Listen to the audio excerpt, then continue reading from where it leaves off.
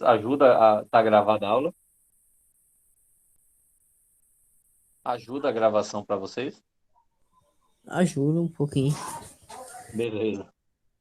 Então vamos lá, pessoal. Vamos dar continuidade ao nosso conteúdo. A gente já viu isso aí. Isso é um resumo de uma parte do que nós vimos na aula passada: matéria, corpo e objeto. Aí ele coloca nas figuras, né, a matéria como sendo a madeira, né, madeira como um todo, tá? Então ele coloca aqui a madeira como sendo a matéria, desculpa, deixa eu voltar aqui. Ele coloca a madeira como sendo a matéria, tá? A madeira aqui como sendo a matéria. Aí ele diz o quê? Matéria é tudo que tem massa e ocupa lugar no espaço, certo? Então ele bota a madeira. Quando eu pego essa madeira e pego uma parte, por exemplo, troncos de árvore, certo? Eu estou me relacionando, eu estou falando a respeito de corpo, que é uma porção limitada da matéria, um pedaço, uma porção. E quando eu pego uma porção da matéria, né, um tronco, e transformo numa cadeira, numa mesa, numa janela, eu vou ter o objeto, que é o corpo com alguma finalidade. Então, por exemplo, eu posso ter mármore, matéria, bloco de mármore, corpo, estátua de mármore, objeto. Por exemplo, ferro, matéria, barra de ferro, corpo, né? Janela de ferro, objeto. Há alguma dúvida sobre essa questão? Matéria, corpo, objeto? Não. Tranquilo? Tranquilo. Tranquilo, Adeilson. Então, vê só. Observe a tirinha a seguir e discuta sobre as práticas realizadas pelo lenhador, certo? Então, aqui ele fala sobre a consciência ecológica, mas vamos direto às nossas questões. Seguinte, vamos diferenciar substância pura de mistura. O que é substância pura, né? Substância pura é todo material que tem as seguintes características, né? Possui unidades estruturais, matérias, conjuntos iônicos, quimicamente iguais entre si, composição fixa, de que decorrem propriedades fixas, como densidade, ponto de fusão e ponto de ebulição, certo? A substância pura ainda tem temperatura se mantém inalterada, pode ser representada por uma fórmula, porque tem composição fixa, e como exemplos eu tenho água, gás oxigênio, sal de cozinha, ouro, prata e ácido sulfúrico. Então, substância pura é aquela substância que eu não tenho nenhuma outra unida a ela. Por exemplo, a água que eu compro no posto de gasolina para colocar no radiador do carro é chamada de água destilada. Então, nessa água, teoricamente, eu só tenho água, certo? Quimicamente falando, como H2O. Já a água da torneira, eu não tenho só H2O. Eu tenho água com sais minerais, com sujeira, certo? Isso faz com que não seja água pura. Aí você pode perguntar, professor, se a água da torneira não é pura, então a água mineral ela é pura? Não, não é. Porque a água mineral contém o quê? Sais minerais. Para ser pura, tem que ter apenas uma única substância, só água e nada mais. Álcool. O álcool, você tem o álcool puro, é chamado de álcool anidro, porque só tem H2O. Ah, desculpa, só tem a molécula de água, somente, só água, certo? Então, o que é que acontece? O álcool que você compra, por exemplo, na farmácia, no supermercado, certo? É um álcool puro? Não, não é. Aí, com essa questão da pandemia, diz assim: não, o álcool que devemos usar é o álcool 70%. Não é isso que se diz? Álcool 70. Esse álcool 70 significa que é álcool puro? Não. Álcool 70 é porque é 70% de álcool e 30% de água. Então não é uma substância pura. Professor, e para ser puro, tem que ser quanto? 100%. Ok? Então, substância pura é uma substância que não contém outras unidas, misturadas. Já essas substâncias puras, elas podem ser divididas em substâncias puras simples e substâncias puras compostas. Qual a diferença? Ó, eu tenho um gás oxigênio. Ó, simples. Eu vou colocar a diferença aqui. Simples e composta. Qual a diferença? Bem básica de entender. Substância simples só tem um elemento químico. O2, que é o gás oxigênio. O3, que é o gás ozônio. N2, que é o gás nitrogênio, certo? Eu posso ter carbono, grafite, que é esse grafite que você escreve, que está presente na ponta do lápis, certo? Carbono, diamante.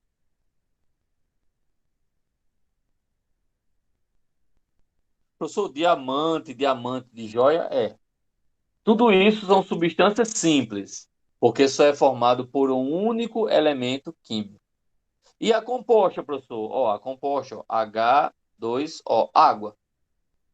É composta? É uma substância pura composta. Por que é composto? Porque é formado de hidrogênio e oxigênio. São dois elementos químicos diferentes. Outro, CO2, que é o gás carbônico, também é composto? Também. Por quê? Porque é formado de carbono e oxigênio. Outro,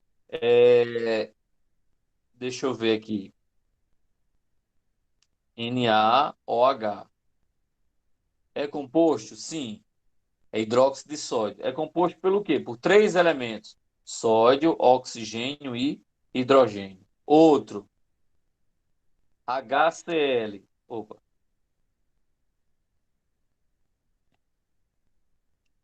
HCl. Ácido clorídrico, né? Também conhecido como soda cáustica. Não, desculpa. Ácido muriático, tá? Soda cáustica é hidróxido de sódio, que é esse de cima, NaOH. Então, eu tenho hidrogênio e cloro. São dois elementos, por isso que é uma substância composta. Então, substância simples é uma substância formada por um único elemento químico, mesmo que tenha quantidades de átomos diferentes. É uma substância simples, possui um único elemento químico. Já a substância composta possui dois elementos ou mais. Dúvidas? Não. Vamos continuar. Deixa eu só tirar aqui isso que eu escrevi, pronto. Então, substância simples, como eu já falei, ó, formada por um único elemento químico, por exemplo, O2. Substância composta formada por dois ou mais elementos químicos, por exemplo, H2O, né, a água. Tá? Então, tá aí a diferença entre substância simples e substância composta.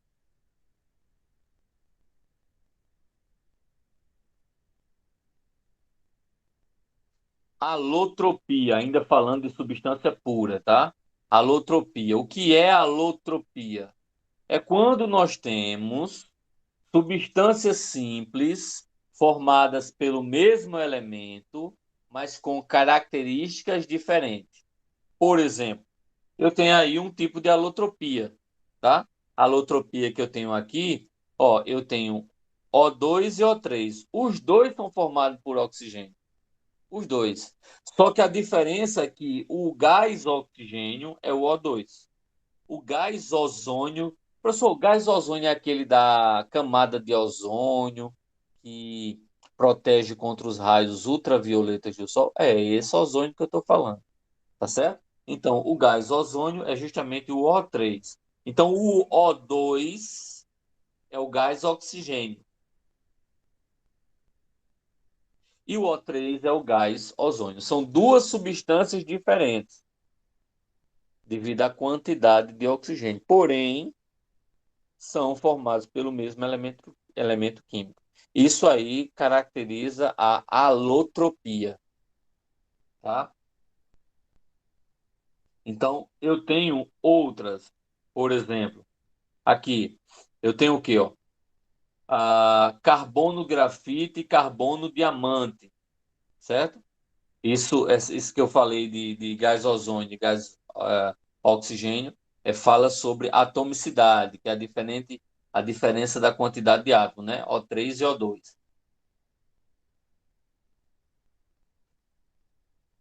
Tem outro, por exemplo, que aí você tem estruturas diferentes, certo? O diamante e o grafite, tá? Agora é o seguinte, quando eu falo diamante, é carbono diamante, tá? Porque aqui é formado de carbono, carbono na forma de diamante. E aqui é carbono também, só que na forma de grafite, certo? São essas estruturas que vocês estão vendo aí. Então, por ter estruturas diferentes, tá? Você tem características totalmente diferentes. Totalmente diferentes. O grafite, por exemplo, muito barato. É colocado no lápis para você vender, certo? Para você comprar. Diamante tem preços de diamante absurdos, tá? Então, é o que a gente chama de alotropia. Representa o mesmo, é formado pelo mesmo elemento químico, porém tem características totalmente diferentes.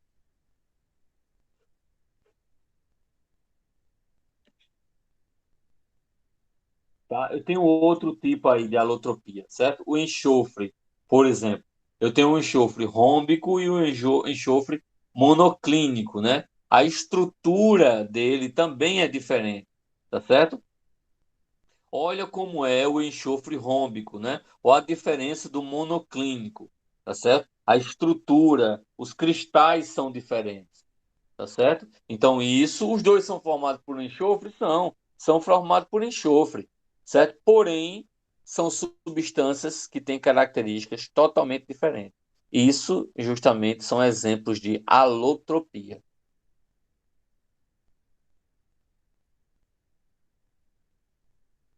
certo? Possui formas cristalinas diferentes, né? Formam cristais diferentes. E cristais diferentes também vão possuir estruturas diferentes, características diferentes, cores, como vocês estão observando, também diferentes, tá certo? Aí, outro tipo de alotropia, fósforo branco e fósforo vermelho, tá? Aí você tem a estrutura geométrica, né? Possui estruturas geométricas diferentes. Você vê o fósforo branco e você vê o. Aí, professor, esse fósforo é aquele da caixa de fósforo? Não, não é. É o fósforo químico, né? É o elemento químico representado pela letra P. P, né? A representação do elemento fósforo. Mas, professor, por que que fósforo começa com F e o símbolo é P?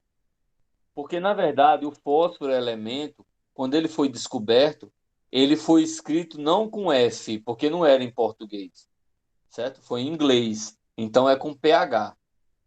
Era fósforo com PH. E a primeira letra, no caso, P. Tá? E aí, quando a substância não é pura, ela é o quê? Uma mistura, certo? Quando você tem duas ou mais substâncias no mesmo recipiente, tá certo? Então você tem uma mistura, tá? Essa mistura ela pode ser de dois tipos: homogêneas e heterogêneas. Como assim, professor? Homogênea só tem uma fase. Heterogênea pode ter duas ou mais fases. Exemplo: água e álcool, quando eu misturo, eu não consigo diferenciar quem é a água e quem é o álcool. Então, isso vai ser uma mistura homogênea. Já se eu pegar água e óleo e misturar, você vai ver que o óleo vai ficar em cima e a água vai ficar embaixo, formando assim duas fases, Se tem mais de uma fase, a gente vai dizer que é uma mistura heterogênea. Aí você tem um exemplo, né? Bem visível da diferença aí de misturas homogêneas e de misturas heterogêneas, tá? Então, ó, para você ter uma ideia, o que vai ser as misturas homogêneas? É você ter substâncias misturadas em uma só fase. Ó, você não consegue nesse copo aqui de cima, nesse primeiro copo, diferenciar quem é o açúcar e quem é a água, porque está dissolvido, tá? Tá dissolvido. Então você não consegue diferenciar. Quando você não consegue diferenciar, aí você diz que é uma mistura homogênea.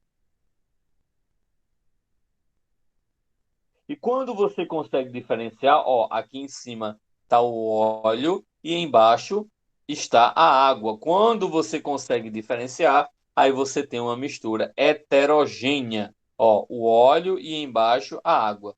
Como você tem essa mistura heterogênea, certo? Você consegue observar que ela vai ter duas fases ou mais fases. Depende da mistura que você está trabalhando, tá? E aí você vê fases. O que danado é fase? O que você entende por fase? É o aspecto que você consegue diferenciar. São as camadas que você consegue diferenciar. Então, essa mistura aqui, a primeira mistura é bifásica, porque você consegue ver aqui água e areia. Tem duas fases. Água e óleo, por exemplo, tem duas fases. Então, se tem duas fases, vai ser bifásica, tá? Duas fases, bifásica. No próximo exemplo, né? Esse aqui foi o exemplo 1. No exemplo 2, você já percebe que eu tenho o quê? Ó? Óleo, água e areia. Eu tenho três fases, então vou chamar de trifásico, porque são três fases, certo? Aí, aqui no terceiro exemplo, eu tenho o quê? Ó? Gelo, água e limalha de ferro. Limalha de ferro é pó de ferro. Certo? Então eu vou ter quantas fases aí? Três. Aí você pode dizer, professor, mas água e gelo, né, é formada pela mesma substância? É, mas tem estados físicos diferentes. E tem estruturas, né, tem estados físicos, estruturas diferentes. Gelo é água sólida. Já a água convencional ela é líquida. Já vou acabar agora, viu, Edson? Então, sendo assim, você tem aí um sistema trifásico, certo? Então aqui é duas fases chamado de bifásico. Aqui eu tenho três fases, chamado de trifásico, e tenho três fases, também chamado de trifásico. Beleza? Alguma dúvida, pessoal? Isso aí? Tá? Então a gente vai parar por aqui. Quando for na próxima aula, nós temos aí uns exercícios para corrigir, uma avaliaçãozinha para fazer, nada de muito grave.